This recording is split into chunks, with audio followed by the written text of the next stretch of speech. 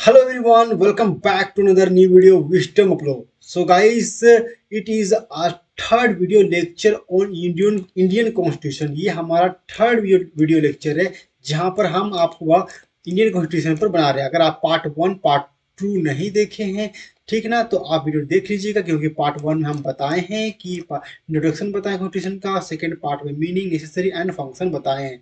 तो वो वीडियो भी आप जरूर जाकर देखिएगा। अब कोई भी जो वीडियो बना रहा हूँ मैं कॉन्स्टिट्यूशन पर, वो मैं आपको फ्री में नोट्स प्रोवाइड करा रहा हूँ ताकि मैं अपने खुद से बना रहा हूँ और ताकि बच्चों को आसान भाषा में कॉन्स्टिट्यूशन समझ में आए। तो उसके लिए आपको हमारा चैनल है विजडम ऑफ लॉ, हमारे चैनल का नाम है, फ्री नोट्स आपको मिलेगा। ठीक है, नोट्स डाउनलोड करने के लिए आपको जो उपाय है दोस्तों, उसके लिए आपको कुछ चीजें आपको करना पड़ेगा। वो क्या करना पड़ेगा? नोट्स डाउनलोड करने के लिए आप कहाँ कर सकते हैं? वो नोट्स आपको मिलेगा, हमारे टेलीग्राम चैनल है, वहां पर आपको नोट्स मिलेगा। टेलीग्राम चैनल का नाम है wisdom of law, YouTube channel का भी नाम है ऐसा। ओके, तो ये टेलीग्राम चैनल का जो लिंक है वीडियो को डिस्क्रिप्शन के नीचे दिया हुआ है, आप देख लीजिए। इंस्टाग्राम से भी फॉलो कर लीजिए। अगर आप किसी कारणवश अगर नहीं मिलता है नोट्स, तो आप इंस्टाग्राम में कमेंट करके हमसे पूछ सकते हैं, पर्सनल नोट भी ले सकते हैं साहब। ओके, साथ ही इस वीडियो में सिर्फ मेरा एक ही डिमांड होता है आप लोगों से कि वीडियो को क्या करना है, आपको लाइक करना है और शेयर करना है गाइस, ठीक है, और चैनल जो है उसको सब्सक्राइब कर लेना है। बस इतना ही से डिमांड है मेरा, बाकी कुछ भी डिमांड नहीं। तो चलिए आज वीडियो को हम लोग शुरू करते हैं, बस इतना ही करते हैं। चलो बच्चे वीडियो को शुरू करते हैं। तो गाइस हमारा जो वीडियो है आज क्या है, टाइप्स ऑफ कॉन्स्टिट्यूशन। तो दोस्तों कॉन्स्टिट्यूशन का मत जो है कितने टाइप्स होते हैं आज उसको जानेंगे ऐसा। ओके ना, जैसे कि हम लोग डिस्कस करेंगे कि रिटन कॉन्स्टिट्यूशन क्या है, unwritten, rigid and flexible, federal and unitary constitution. तो आज हम इस 6 टॉपिक जो है उसको क्या करेंगे, कवर करने वाले हैं। ओके ना, तो प्लीज वीडियो को अंत तक जरूर देखिए ऐसा। ओके, तो चलिए अभी हम सबसे पहले हम जानते हैं यहाँ पर, ओके ना, कि unwritten and written and unwritten constitution क्या होता है, उससे काइंड्स यहाँ पे जानेंगे। ठीक है, तो उसके लिए हम लोग स्टार्ट करते हैं। देखिए फर्स्ट पॉइंट यहाँ पे देखिए, constitution of most of the country are written. मतलब इसका ये है कि कॉन्स्टिट्यूशन जो है बहुत सारे जो कंट्री है उसका कॉन्स्टिट्यूशन क्या है, वो लिखा हुआ। ठीक है, क्या है, रिटन कॉन्स्टिट्यूशन है। बहुत सारे कॉन्स्टिट्यूशन जो है जो लिखा होता है, हर कंट्री का लिखा होता है। अधिकतर जो कंट्री है उसका कॉन्स्टिट्यूशन क्या है, लिखित होता है। एक पन्ना में, एक पेज में अपना बुक होता है उसका। अगर आपको किसी देश का कॉन्स्टिट्यूशन को जानना है तो क्या करना है, उसको उस कॉन्स्टिट्यूशन को पढ़ लो ऐसा। ओके, तो चलिए आगे बढ़ते हैं। Unwritten constitution are few. जो अनरिटन जो है, जो अलिखित जो कॉन्स्टिट्यूशन है, जो है संविधान जो है, बहुत ही कम है। ठीक है ना, जैसे कि एग्जाम्पल के लिए जो है, United Kingdom is considered as one of country as unwritten constitution. जो यूनाइटेड नेशन जो है, ठीक है ना, सॉरी यूनाइटेड किंगडम जो है, ठीक ना, वो क्या है, अनरिटन कॉन्स्टिट्यूशन है। वो माना जाता है सिर्फ एक ही ऐसा कंट्री है जिसको अनरिटन है। कौन सा है वो? यूनाइटेड किंगडम जो है, यूके। ओके ना, उसके बाद but many many elements in the form of statutory, judiciary decision and charter are in written form. तो देखिए अगर अनरिटन है हमारा जो ये यूके जो है, ठीक ना, तो उसमें कुछ जो एलिमेंट्स जो है, जैसे कि जुडिशरी डिसीजन जो होता है, चार्टर, तो कुछ चीज रिटर्न भी है। तो देखिए अगर अनरिटन कहीं पे होगा तो उसमें दिक्कत हो सकता है, लेकिन यूनाइटेड किंगडम में भी क्या, जुडिशरी डिसीजन जो है, जो लॉज जो है, कुछ कुछ है, पूरा नहीं, कुछ कुछ लिखा हुआ भी है ऐसा। ठीक, रिटर्न भी है, रिटर्न फॉर्म में वो करना ही पड़ता है ऐसा। अगर आप रिटर्न फॉर्म में नहीं करोगे तो दिक्कत है। तो देखिए एक ही एग्जाम्पल जो है, सिर्फ क्या है, यूके ही ऐसा कंट्री है जिसका कॉन्स्टिट्यूशन क्या है, वो अनरिटन है, अनरिटन कॉन्स्टिट्यूशन है। ओके ना, चलिए अब हम आगे बढ़ते हैं कि हमारा इंडियन कॉन्स्टिट्यूशन क्या है, वो क्या है, रिटन कॉन्स्टिट्यूशन है। हमारा इंडियन कॉन्स्टिट्यूशन क्या है, रिटन कॉन्स्टिट्यूशन है, लिखित है, सब कुछ वहां प्रोविजन पे एक एक चीज लिखा हुआ है। ओके ना, आगे बढ़ते हैं। रिटन कॉन्स्टिट्यूशन का मेरिट क्या है, देखो मतलब रिटन कॉन्स्टिट्यूशन का क्या है, मेरिट क्या है, उसको जान लेते हैं, फायदा क्या है उसका। ठीक है ना, all laws are one on paper to understand and implement a better manner. जैसे कि मैंने आपको बताया कि जितने भी कानून जो होता है, क्या होता है, एक पेपर में लिखा होता है, ऑन द पेपर में, एक पेपर में क्या होता है, लिखा होता है, और समझने के लिए क्या होता है, अंडरस्टैंड, वो आसान होते हैं। और ये जो आसानी से और जो आसानी से हम समझ सकते हैं इसको और इम्प्लीमेंट बेटर, ये अच्छी तरीके से क्या लागू किया जा सकता है कोई भी कानून को, कोई सिस्टम को, कोई पॉलिसी से, क्योंकि हर चीज क्या होता है एक लिखा होता है और उसी के आधार पर हमारा प्रेजेंट में जो पीढ़ी है, हमारा जो प्रेजेंट आने वाला जो पीढ़ी है, ठीक ना, फ्यूचर में वो भी हमारे हम लोग क्या क्या काम किए, कैसा कानून था, उस सब को पढ़ कर जान करके वो आगे देख सकते हैं और आगे अपने अकॉर्डिंग लॉ बना सकते हैं। ओके, तो ये फायदा है, ठीक है, रिटर्न कॉन्स्टिट्यूशन का। ठीक है, अब हम लोग आगे पढ़ते हैं कि रिटर्न कॉन्स्टिट्यूशन के डिमेरिट क्या है, मतलब इसका फायदा नुकसान क्या है sir. Dependent slowly on the return rules and situation in hand, मतलब जो डिपेंडेंट जो था पूरा, जैसे कि हर हम रिटर्न कॉन्स्टिट्यूशन का डिमेरिट यह है कि हर समय हम अगर कोई भी कानून बनाना होता है तो हम क्या है, जो कॉन्स्टिट्यूशन से हम लोग ऊपर तो कभी जा नहीं सकते हैं, तो क्या है डिपेंडेंट, पूरा हम लोग डिपेंडेंट क्या होता है, हर चीज को कॉन्स्टिट्यूशन बनाने के लिए क्या है वो डिपेंडेंसी हो जाते हैं रिटर्न कॉन्स्टिट्यूशन पे, उसके रूल और रेगुलेशन पे वो आपको फॉलो करना ही पड़ेगा, अपने से कोई भी कानून आप बना नहीं सकते जल्दी से इमरजेंसी में। ओके ना, तो इसीलिए एक डिमेरिट्स है। देखिए फायदे, जो रिटर्न कॉन्स्टिट्यूशन है उसका फायदा बहुत ज्यादा है लेकिन नुकसान बहुत कम है इसका। ओके ना, अब हम लोग पढ़ते हैं कि अनरिटन कॉन्स्टिट्यूशन की मेरिट्स क्या है। अनरिटन जो अनरिटन कॉन्स्टिट्यूशन का मेरिट क्या है, मतलब जो अलिखित संविधान है उसका फायदा हमें क्या है ऐसा। No dependency slowly on the constitution rules, तो देखिए हर समय जो होता है हम डिपेंडेंट क्या नहीं हो क्या, जो अनरिटन कॉन्स्टिट्यूशन जो होता है वो डिपेंडेंट नहीं होता है क्या है लिखित पर, ठीक ना, वो अकॉर्डिंग टू सिचुएशन वो अपने हिसाब से क्या करता है वो कानून बना लेता है। तो इसका फायदा ये है कि हमें किसी तरह का कोई भी ज्यादा प्रोसीजर अमेंडमेंट करना होगा तो ज्यादा परेशान होना नहीं पड़ेगा, अकॉर्डिंग टू सिचुएशन हम कानून बना सकते हैं। तो डिपेंडेंसी जो होता है, जो निर्भरता जो होता है, जो निर्भर जो होते हैं बहुत कम होते हैं इसमें, तो ये एक फायदा भी है ऐसा। लेकिन इसके साथ साथ एक नुकसान भी होता है, फायदे के साथ नुकसान तो कहीं ना कहीं हर जगह होता ही है। ओके ना, जैसे कि अब हम लोग आगे बढ़ते हैं, क्या अनरिटन कॉन्स्टिट्यूशन के डिमेरिट्स क्या है ऐसा, मेरिट तो जान लेंगे, डिमेरिट्स भी आपको बताते हैं ऐसा, और सबका बताएंगे। ओके ना, laws are not easy to understand and implement in a manner as per regulating party, ठीक ना। इसका मतलब ये है कि जो लॉ जो है क्या है, किसी भी कंट्री का हम समझने के लिए क्या है उसका कॉन्स्टिट्यूशन, क्या रिटर्न कॉन्स्टिट्यूशन को पढ़ लो।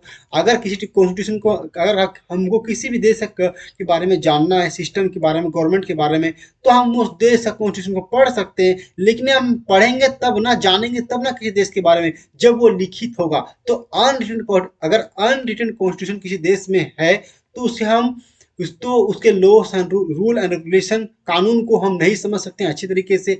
और क्या होता है उसमें जो होता है इम्प्लीमेंट जो होता है, कोई चीज को लागू कराना जो होता है वो बहुत आसान हो जाता है कि रूलिंग पार्टी के द्वारा। उसमें क्या होता है कि जो रूलिंग पार्टी, जो पॉलिटिकल पार्टी जो होता है वो अपने अकॉर्डिंग जो है नागरिक को और अपने फायदे के हिसाब से कानून बनाता है। तो एक तरफ से एक नुकसान भी बहुत ये बड़ा नुकसान है कि रूलिंग पार्टी जो होता है वो ज्यादा रूल कर पाते हैं सब, क्योंकि हर चीज लिखा नहीं है तो पावर जो होता है रूलिंग पार्टी के होता है, तो वो बना सकते हैं कानून। ओके ना, तो इस तरह से आगे बढ़ सकते हैं। ठीक है, तो अभी हमने जाना कि रिटर्न को रिटर्न कॉन्स्टिट्यूशन और अनरिटर्न कॉन्स्टिट्यूशन का मेरिट्स एंड डिमेरिट्स दोनों हम लोग जान गए, फायदे और नुकसान दोनों के बारे में ऐसा।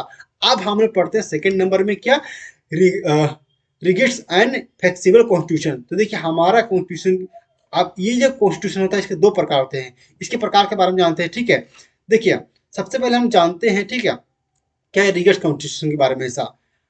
कॉन्स्टिट्यूशन इज कॉल्ड rigid, ठीक, rigid if for the amendment or revision of its provision a special procedure is required to followed। Regret मतलब देखिए, रिजिड कहने का मतलब क्या है कि ये कठिन, ठीक ना, बहुत जटिल ऐसा, मतलब कि जटिल इसलिए है क्योंकि अगर हमें अपने संविधान में कभी भी किसी तरह का कोई बदलाव लाना होता है या कानून को चेंज करना होता है, अमेंडमेंट करना होता है, इसका आसान भाषा में आपको बता दे रहे, ठीक है, को भी देखना होता है, कुछ बदलाव लाना पड़ता है, तो उसको क्या करना पड़ता है, एक स्पेशल प्रोविजन से हमें गुजरना पड़ता है। और इसमें अमेंडमेंट करने का जो प्रोसीजर होता है बहुत ही कठिन होता है। आप खुद से अपने मन से जल्दी से आप चेंज नहीं कर पाओगे कोई भी कानून को, और आपको जो रूल और रेगुलेशन जो लिखा हुआ है, ठीक ना, उसको फॉलो करना पड़ेगा। तो इसीलिए रिजिट है, ये बहुत ही जटिल प्रक्रिया है, ठीक ना। तो ये जटिल प्रक्रिया है, ठीक है, जटिल है हमारा कॉन्स्टिट्यूशन, ठीक है, कॉन्स्टिट्यूशन जटिल होता है, रिजिट करने का मतलब ऐसा। ओके, नेक्स्ट सेकंड पॉइंट पढ़ते हैं ऐसा। Okay, a constitution is called flexible. देखिए रिजिट का मतलब समझ गया आप लोग, रिजिट का मतलब समझ गया आप, फ्लेक्सिबल का मतलब समझते हैं, ठीक ना। A constitution is called flexible if its provides can be amendment, provisions can be amendment or revised by ordinary legislative process। तो देखिए जो फ्लेक्सिबल कॉन्स्टिट्यूशन जो है उसको क्या करता है, अमेंड करना बहुत ही आसान हो जाता है, इसका प्रोसीजर जो होता है बहुत ईजी होता है, किसी रिवाइज करने के लिए, अमेंडमेंट करने के लिए क्या होता है, ये प्रोसीजर होता है आसान होता है। ओके, इसीलिए मतलब देखिए इसके मीनिंग ही बता रहा है इसे, रिगिड मतलब कठिन होता है और फ्लेक्सिबल मतलब कुछ ही फ्लेक्सिबल होता है, आराम से कुछ काम किया जा सकता है। तो इसीलिए क्या होता है, ये जो है कॉन्स्टिट्यूशन जो है जो रिगिड्स एंड फ्लेक्सिबल में डिवाइड है। तो इसका मतलब समझ गए हैं कि रिजिड का मतलब और फ्लेक्सिबल का मतलब क्या होता है। आगे बढ़ते हैं थर्ड नंबर में ऐसा, ठीक है, this this the distribution power rigid and flexible contribute on is based on existence and non-existent और स्पेशल अमेंडमेंट प्रोसीजर। देखिए ये जो है रिजिड और फ्लेक्सिबल जो है, जैसे कि मैंने बताया, दोनों किस पर बेस है, क्या है, वो अमेंडिंग प्रोसीजर पर बेस्ड है। ऐसा कि अगर प्रोसीजर अगर अच्छा है अमेंडमेंट करने का तो वो आसान हो जाएगा, और नॉन एग्जिस्ट और कठिन है तो वो बड़ा कठिन हो जाएगा। इसीलिए एग्जिस्ट और नॉन एग्जिस्ट में काम करता है, ठीक है ना। तो स्पेशल अमेंडिंग प्रोसीजर आना पड़ता है किसमें, ठीक है, दोनों में ऐसा।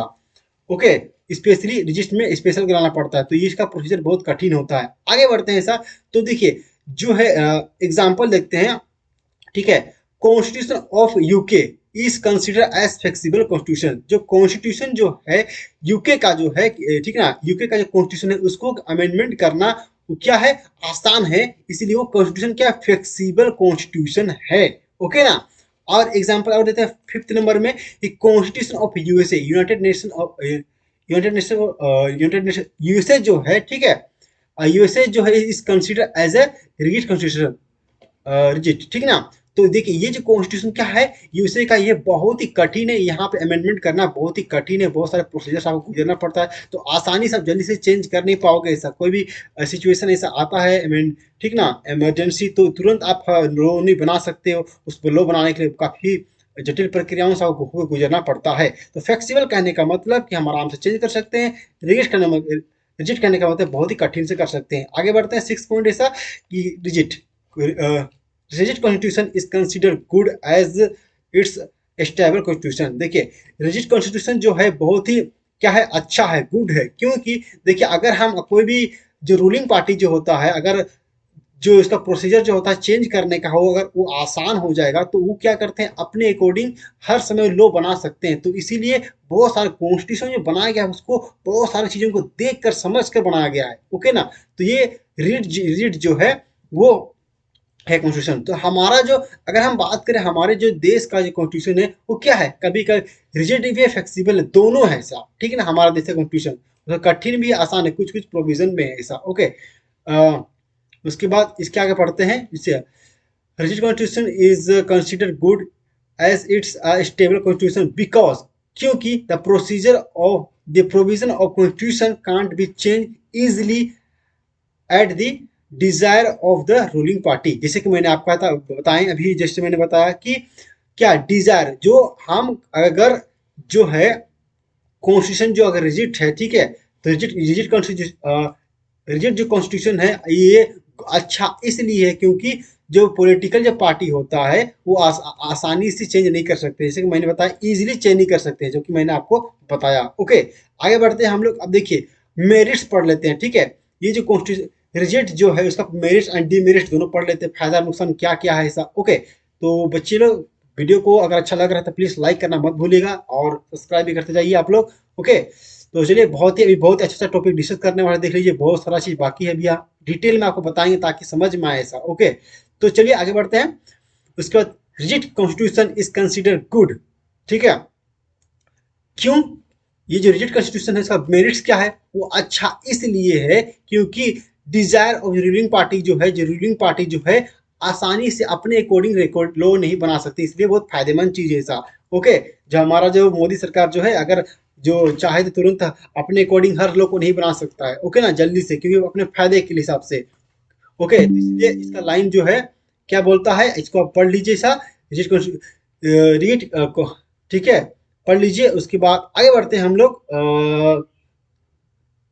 सेकंड नंबर पे, ओके ना, rights of constitution, rights of the citizen and consider more secure. तो देखिए, अगर हमारा जो कॉन्स्टिट्यूशन जो है, जो क्या है, जटिल है, रिजिट है, तो उसमें एक फायदा भी है, क्या है, हमारे राइट्स को क्या करता है, एक लिखी मतलब क्या है, वो सिक्योर करता है सिटीजन के राइट्स। तो हम, ऐसा नहीं है सरकार को सिर्फ फायदा है, हमें भी फायदा है, ठीक ना, कि हम अपना, हमारा कॉन्स्टिट्यूशन क्या, हमको एक, अगर हमारा कॉन्स्टिट्यूशन बदलाव आता है सिटीजन को राइट्स को लेकर, तो भी बहुत कठिन है। ओके, तो हमारा राइट को क्या करता है, सिक्योर करता है, हमें सुरक्षा करता है ये रिजिड कॉन्स्टिट्यूशन। ओके ना।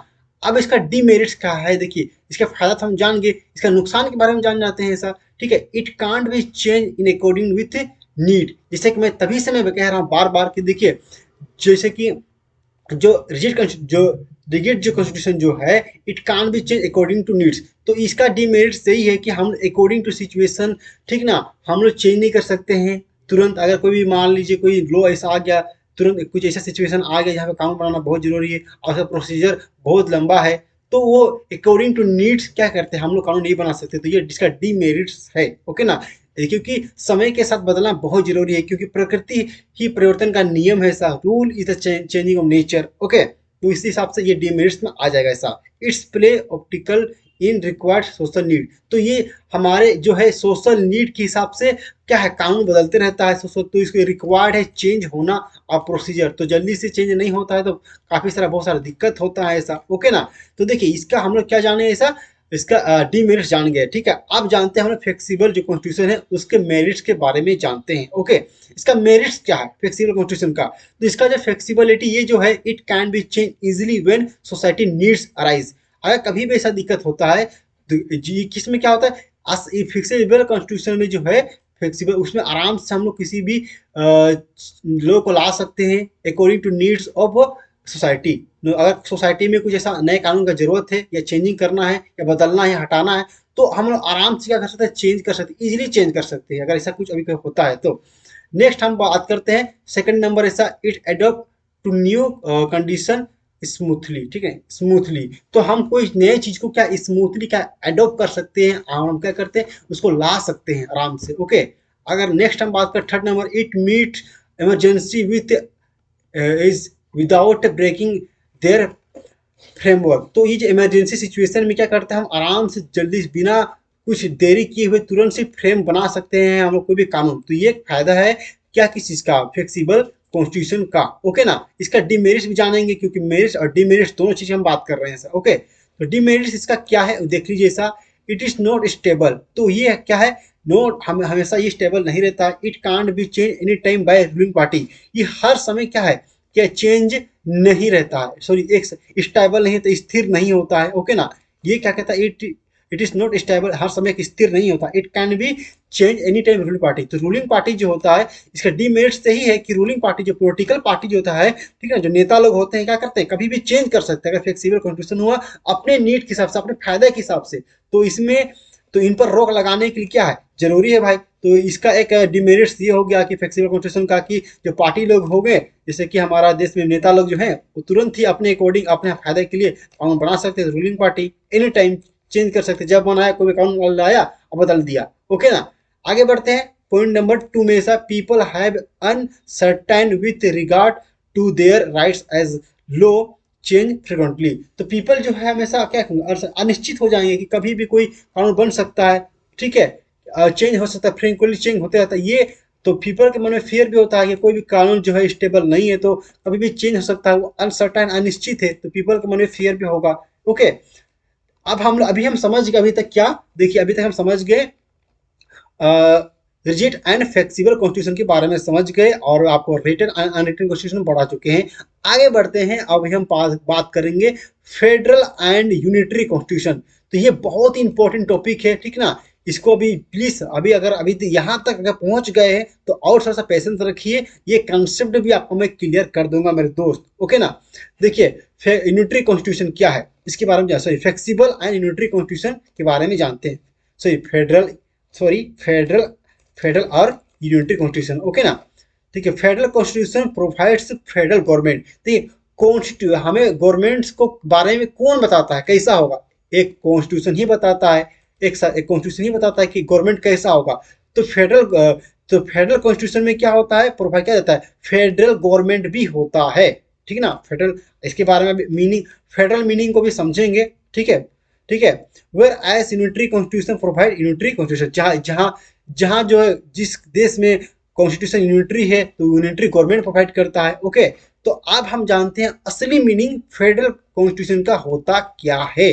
ओके ना, ये जो होता है, it's established a system of double government. इसका कहने का मतलब होता है कि जो सरकार जो होता है डबल गवर्नमेंट में दो सरकार होते हैं, सरकार जो होता है क्या डिवाइड होता है, जो सिस्टम होता है सरकार का वो डबल होता है, दो होता है। जैसे हमारे इंडिया में क्या है, एक स्टेट गवर्नमेंट है, ठीक ना, एक स्टेट हो गया, एक सेंट्रल हो गया, एक स्टेट हो गया और एक सेंट्रल हो गया। तो डबल पावर होता है इसमें। पावर जो होता है पूरा पावर सेंटर के पास नहीं होता है, कुछ पावर स्टेट के पास होता है, कुछ पावर सेंटर के पास होता है, सेंट्रल गवर्नमेंट के पास होता है। ओके ना, और क्या होता है दोनों, और सेकंड नंबर पॉइंट में ये बोलता है कि distribution of power is equal in general manner and national matter with central government. जो इसमें क्या पावर जो होता है क्या इक्वल डिवाइडेड होता है। ठीक ना, पावर इज इक्वल इक्वल, तो पावर जो होता है स्टेट गवर्नमेंट का इक्वल होता है, इधर अपना पावर होता है, और सेंट्रल गवर्नमेंट का अपना पावर होता है। ओके ना, तो यह जो मैटर होता है जिसमें कि सेंट्रल गवर्नमेंट अपना डील करता है, सेंटर जो होता है वो जो सेंट्रल गवर्नमेंट जो होता है वो नेशनल लेवल का क्या कानून बनाता है, और स्टेट जो होता है स्टेट लेवल का अपने हिसाब से कानून बनाता है। जो पावर जो होता है इक्वली होता है, लेकिन कुछ कुछ समय में सेंट्रल गवर्नमेंट जो होता है उसके पास पावर बहुत ज्यादा होता है, कुछ कुछ सिचुएशन में है, वो आगे हम लोग कॉन्स्टिट्यूशन में पढ़ेंगे, एक्सेप्शन हो गया। आगे बढ़ते हैं थर्ड नंबर में sir, federal work well if constitution is return constitution. तो फेडरल वर्क जो होता अच्छा तब होगा जब कॉन्स्टिट्यूशन क्या होगा, रिटर्न कॉन्स्टिट्यूशन होगा, ऐसा फेडरल वर्क, समझे ना। तो क्योंकि आपको कॉन्स्टिट्यूशन ही हमें बताता है कि आपको क्या करना है, कैसे कानून बनाना है, क्या करना है, तो फेडरल गवर्नमेंट ही तो फेडरल गवर्नमेंट होगा उसमें। अगर अगर रिटर्न कॉन्स्टिट्यूशन है तो बहुत ही अच्छा है ऐसा कोई। और अगर जो है फेडरल गवर्नमेंट में क्या होता है, जुडिशरी जो होता है इंडिपेंडेंट होता है। फेडरल गवर्नमेंट में इंडिपेंडेंट जुडिशरी होता है, जुडिशरी का अपना अपना एक पावर होता है। ओके ना, अपना उसका अपना एक पावर होता है। तो एक सेकेंड, इसका माउस शायद काम नहीं कर रहा है ऐसा। ओके ना, तो इसका ये अपना पावर होता है। ओके, माउस काम नहीं कर रहा है तो देखिए इसका बड़ा कभी कभी हो जाता है ऐसा कि लैपटॉप में, हाँ एक सेकेंड, अब काम कर रहा है प्रॉपर। ओके, प्रॉपर काम कर रहा है। ओके, तो ये हो गया फेडरल को। फेडरल का मतलब समझ गए होंगे कि इसमें क्या होता है, उसमें डबल गवर्नमेंट होता है, पावर जो होता है इक्वल डिवाइड होता है। ठीक है, अगर रिटर्न कॉन्स्टिट्यूशन है तो उसमें सब कुछ पावर लिखा होता है। ओके ना, इंडिपेंडेंट जुडिशरी होता है। तो ये 4 पॉइंट को याद रखिएगा इसे। अब हम बात करते हैं यूनिटरी कॉन्स्टिट्यूशन। यूनिटरी का मीनिंग आप समझिए कि इसका मतलब इसमें क्या होता है, जस्ट उसका अपोजिट होगा। ओके ना, जो इसमें क्या होता है कि दोस्त मेरा ध्यान से समझिएगा सब कोई, कि the whole power of government is conferred upon a single central organs and organs from which the local government. ठीक है, यहाँ पे बोलता है ये कि जो ऑल पावर, जितना भी पावर जो होता है, होल पावर जो होता है, जितना भी होल पावर जो होता है सेंट्रल गवर्नमेंट के पास होता है।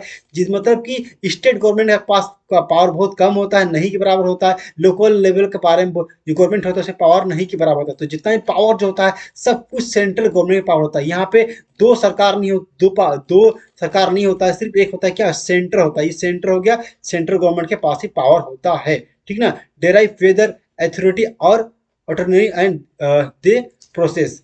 ठीक है, तो ये जो पावर, जो सब कुछ जो पावर होता है वो क्या किसके पास होता है, ये सेंट्रल गवर्नमेंट के पास होता है। लोकल गवर्नमेंट के पास बहुत ही कम पावर होता है, ना के बराबर। तो लोकल गवर्नमेंट जो होता है किसके द्वारा चलता है, वो सेंट्रल गवर्नमेंट ही बताता है कि लोकल गवर्नमेंट को काम कैसे करना है। ठीक है, तो इसमें पावर जो होता है सेंट्रल जो होता है उसके पास एक ही पावर होता है जो सेंटर के पास होता है। ओके, पावर डिवाइडेड नहीं होता है। ओके ना, नेक्स्ट पॉइंट दूसरा हम लोग पढ़ते हैं ऐसा, central government has exclusive power. Exclusive देखिए सिर्फ इसी के पास, अभी हम जो बोले एक्सक्लूसिव मतलब कि सिर्फ और सिर्फ सेंट्रल गवर्नमेंट के पास पावर होता है determine determinator of relation with local government.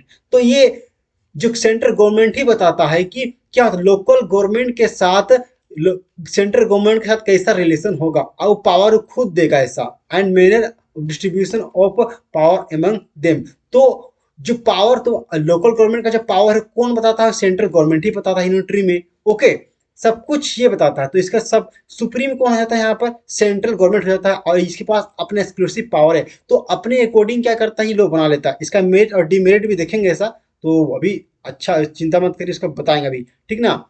Regional government is totally subordinate to the central government. जो जितने भी रीजनल गवर्नमेंट जो होते हैं वो क्या होते हैं, वो क्या सबऑर्डिनेट होते हैं किसके, वो होते हैं गवर्नमेंट के, ठीक है।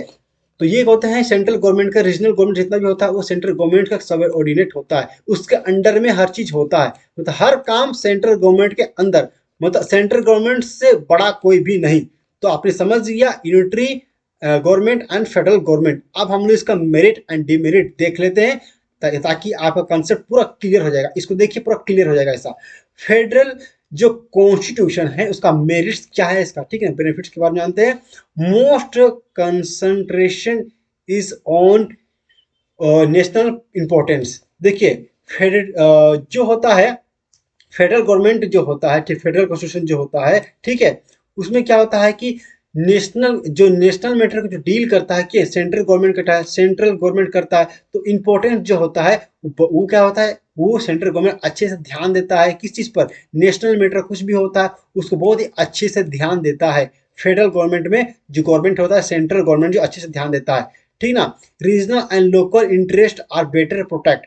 जो गवर्नमेंट जो होते हैं, जो लोकल लेबर में जो regional and local interest government होते हैं, ये बहुत ही अच्छे से प्रोटेक्ट किए जाते हैं, ठीक है। बहुत अच्छे से बेटर वे में प्रोटेक्ट किए जाते हैं ऐसा। ओके, आगे थर्ड नंबर बढ़ते हैं ऐसा। Trends tends to develop declaration and more democratic in nature. तो ये जिसका डेमोक्रेटिक जो नेचर होता है उसका बहुत अच्छे से डेवलप होता है। मतलब ग्राउंड लेवल पर बहुत अच्छे से काम होता है, क्योंकि इसमें सेंट्रल गवर्नमेंट जो होता है वो स्टेट गवर्नमेंट दोनों मिल के अच्छे से काम करते हैं। तो इसमें जो डेवलपमेंट जो होता है बहुत ही अच्छे से होता है कोई भी कंट्री का, ठीक ना। क्योंकि सेंट्रल लेवल में जो होता है गवर्नमेंट अपना काम करता है, ठीक ना। और स्टेट गवर्नमेंट जो होता है, और जो सेंट्रल लेवल हो गया, स्टेट गवर्नमेंट अपना अलग काम करता है, लोकल अथॉरिटी अपना काम करता है, सब पावर डिवाइड होता है और सबके पास अपना अपना पावर होता है। इसलिए डेवलपमेंट जो होता है बहुत ही अच्छे से होता है फेडरल गवर्नमेंट में, ठीक ना। फेडरल गवर्नमेंट में बहुत ही अच्छे से होता है। तो ओके, उसके बाद है फेडरल कॉन्स्टिट्यूशन जो है उसका डीमेरिट्स क्या है उसके बारे में जान लेते हैं। Weak government. देखिए आप हमने अभी मैंने आपको कहा कि ये तो बहुत पावरफुल है, अभी मैं वीक कर रहा हूँ तो वीक कैसा हो जाएगा। देखिए वीक गवर्नमेंट ऐसा होगा कि जैसे कि मान लीजिए सबका पावर जो होता है लिमिट होता है, जैसे कि मैंने आपको पहले ही बताया कि पावर जो होता है लिमिटेड होता है। तो सेंट्रल गवर्नमेंट जो है अगर कोई भी उसमें स्कीम आता है, किसी भी तरह का योजना आता है, तो इसको इम्प्लीमेंट करना बहुत ही आसान नहीं होता है। क्योंकि इसलिए आसान नहीं होता है क्योंकि अगर सेंट्रल गवर्नमेंट बहुत अच्छा से कोई स्कीम लाया है, मान लीजिए स्टेट गवर्नमेंट को पसंद नहीं आया, तो क्या करेगा वो, उसको इम्प्लीमेंट अच्छे से नहीं कर पाएगा। तो एक वीक गवर्नमेंट है कि लोकल अथॉरिटी अपना पावर दिखाता है, सेंट्रल गवर्नमेंट अपना पावर दिखाता है। तो ये इसका एक डीमेरिट इसका है। ओके ना, जैसे कोई भी योजना अगर लाना होता है तुरंत लागू नहीं होता है। ओके, तो इसका डीमेरिट्स ये मेरे दोस्त। ओके, नेक्स्ट सेकंड पॉइंट बढ़ते हैं कि the government has not control over matter allowed to the regional government. अभी जो मैंने बात कहा इसमें इसमें भी ये पॉइंट शामिल है कि सेंट्रल गवर्नमेंट जो है हर चीज को क्या कंट्रोल नहीं कर पाएगा, ठीक है ना, क्योंकि उनके पास बहुत कम पावर होता है, ठीक है। तो सेंट्रल गवर्नमेंट जो हर चीज को डील उसमें नहीं कर पाएगा ऐसा। तो लोकल लेवल पे अगर वो पूरा लोकल लेवल पर जाकर काम नहीं कर पाता है तो इसका डीमेरिट्स इसका ये है। ओके, थर्ड हम लोग बात करते हैं division of power of time result in conflict between central and local government. तो इसका डीमेरिट्स ये जो है कि हमेशा क्या होता है state government and central government क्या लड़ते रहते हैं हमेशा अपने पावर को लेकर, हमेशा कि मेरे पास ये पावर है उसके पास ये पावर है। तो इसमें एक हमेशा डीमेरिट्स इसका ये है कि कॉन्फ्लिक्ट होते रहता है between the central government and local government जो होता है उसके में हमेशा लड़ाई होते रहता है, ठीक है, कॉन्फ्लिक्ट होते रहता है। ओके, फोर्थ में बात करते हैं of time it in effective during emergency situation. तो ये बहुत ही इफेक्टिव होता है जिसमें इफेक्टिव जो होता है कर देता है, क्योंकि अगर कोई भी इमरजेंसी सिचुएशन पे कोई कानून इफेक्टिव कराना है, इफेक्ट कराना है, तो तुरंत इम्प्लीमेंट नहीं होता है अगर दोनों जो सरकार है, जो स्टेट गवर्नमेंट और सेंट्रल गवर्नमेंट सपोर्ट ना करे तो इमरजेंसी सिचुएशन पे इफेक्टिव करना बहुत ही मुश्किल हो जाता है कोई चीज को लागू कराना। ओके ना। अब बात करते हैं फिफ्थ नंबर का, ऐसा कि फेडरल कॉन्स्टिट्यूशन इज, जो फेडरल कॉन्स्टिट्यूशन जो होता है ऐसा, उसकी बैटरी लो हो जा रहा है। ओके, कोई बात नहीं, बस थोड़ा सा बस समय मिल जाए हमको, बस बैटरी, हाँ ठीक है। देखिए जल्दी से खत्म ही हो गया, जल्दी से मैं कटर कर रहा हूँ, इसका डिमेरिट्स मेरिट्स भी फटाक से। ओके, चलिए आगे बढ़ते हैं। ऐसा कि जो है इसका federal constitution is, federal constitution is क्या है वो, rigid and can't be amendment easily. तो फेडरल कॉन्स्टिट्यूशन होता है, फेडरल कॉन्स्टिट्यूशन जो होता है क्या रिजिड होता है, और वो आराम से आसानी से चेंज नहीं किया जा सकता है। और उसमें क्या होता है, double system of government of ten found and cows of daily इन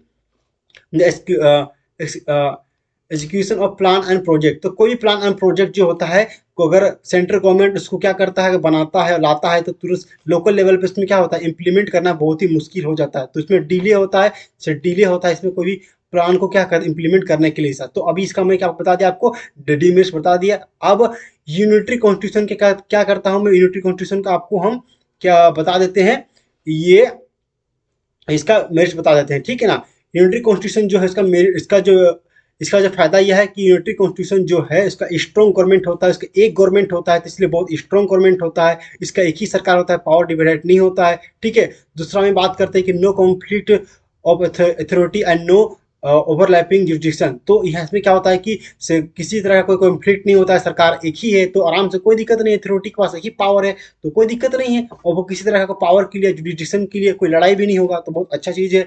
और थर्ड नंबर में बात करते हैं कि government of more flexibility, government जो होता है बहुत मोर फ्लेक्सिबिलिटी होता है, बहुत ही अच्छा होता है। Can be change according to need society, कोई भी चीज़ को अगर हम चेंज करना चाहेंगे according to need of society, तो आराम से हम लोग चेंज भी कर सकते हैं। इसका फायदा ये है मेरिट से। और जो है यूनिटरी कॉन्स्टिट्यूशन जो है इसका डीमेरिट्स जानते हैं, इसका जो कहता है उसका इसका जो डिवर्सिटी जो है, उसमें डिवर्सिटी जो एक जो यूनिटरी कॉन्स्टिट्यूशन जो है, ठीक ना, यूनिटरी जो कॉन्स्टिट्यूशन है उसमें क्या होता है, डिसेंट्रलाइज जो होता है, ठीक है, डिसेंट्रलाइज जो होता है वो क्या होता है, डिसेंट्रलाइज हो जाता है, ठीक है।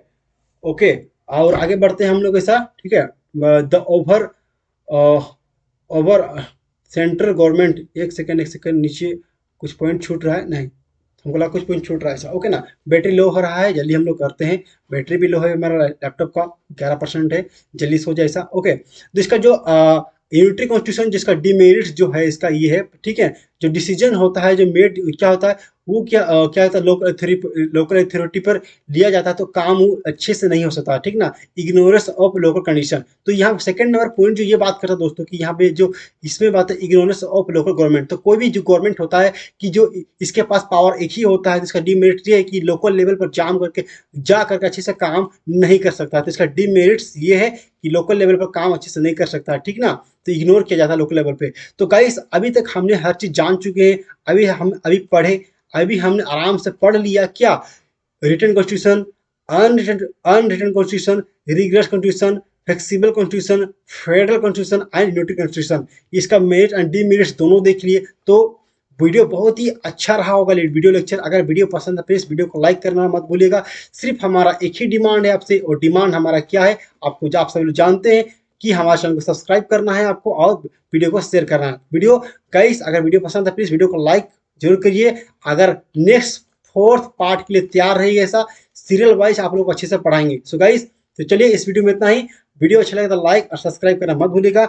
जय हिंद, जय भारत। जुड़े रहे हमारे चैनल विजडम ओवरऑल के साथ। बहुत बहुत धन्यवाद आप सबों को हमारे चैनल पर जुड़ने के लिए। बाय बाय दोस्तों।